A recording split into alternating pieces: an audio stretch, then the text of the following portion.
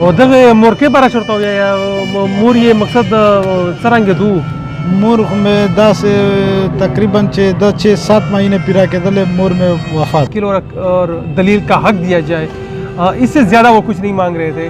لیکن افسوس یہاں پہ اتنے بڑا ایک اجتماع ہوا اس کے لیے، لیکن ریاست کی طرف سے اس کو خراب کرنے کے لیے یہاں پہ ڈھول منگوائے گئے تھے، اور ان کے جو ہے یہ کیا احساس دلاتے ہیں پشتونوں کو. ریاست یہاں پہ آپ کی مظلومیت کو کے اوپر بھی شادیانے بجاتے ہیں. مظلوم لوگوں کی آواز کو سننے کے لیے ریاست تیار نہیں ہے.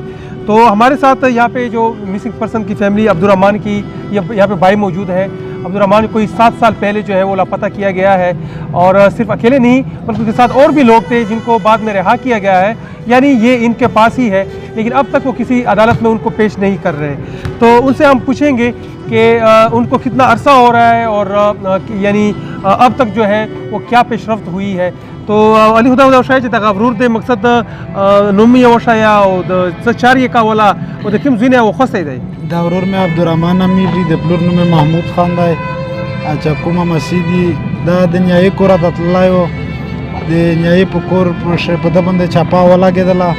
د شپې کسون ورته راغلل، څوک په سیول کاپړي شوي او څوک په آرمي په وردی شوي، او دی ته وویل دی 3 څلور کسون یوړل، د ورور سره مې نیایي نه مې یوړل، دا یې یوړ، او دا نور کسون څوک یې په 15 شهرو خلوص کړل، ایو یې په میاشت شهرو خلوص کړ، او دا یوې څپېرې ورک ته هېڅ معلومات یې نه کېږي. او دا چین چې چلاوله مثال خپله مزدوري کوله، او دا یې داسې جوات هغه باندې خو موږ خپل څه نه دي پېژندلي، هم که چېرې ګناهګور وي مثال خدای د عدالت ته پیش عدالت ته سازو ورته.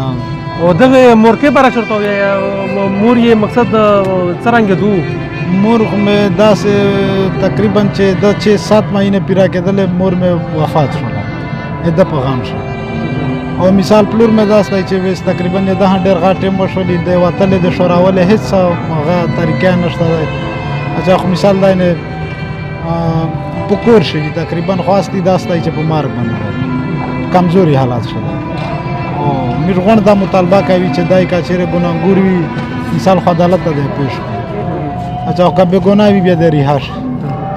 نہ جانے کتنی مائیں جو ہے اب تک جو ہے اپنے پیاروں کے جب ان کے لاپتہ ہو جاتے ہیں ان کے غم میں جو ہے وہ اپنی جان کی بازی ہار گئے ہیں. تو ہم حکومت سے یہ مطالبہ کرتے ہیں کہ مزید یہ ظلم بند کیا جائے، یہ لاپتہ لوگوں کو لاپتہ کرنا بند کیا جائے، اور جو لاپتہ ہیں ان کو جلد از جلد کسی عدالت میں پیش کیا جائے. اور اگر آپ کے ان کے اوپر کوئی الزام نہیں ہے، جو کہ یقیناً نہیں ہے، آپ کے پاس کوئی ثبوت نہیں ہے، نہ کوئی یہ لوگ جو ہے آپ اٹھا لیتے ہیں، لیکن پھر جو ہے پھر سالوں سال ان کو رکھا جاتا ہے، ایون ان کو پوچھا بھی نہیں جاتا. انٹرنمنٹ سینٹر میں انتہائی ضلالت کی زندگی وہ گزارتے ہیں. تو حکومت سے یہی مطالبہ ہے کہ عدالت میں پیش کرے، اور اگر عدالت میں پیش نہیں کر سکتے تو ان کو فی الفور رہا کیا جائے. شکریہ.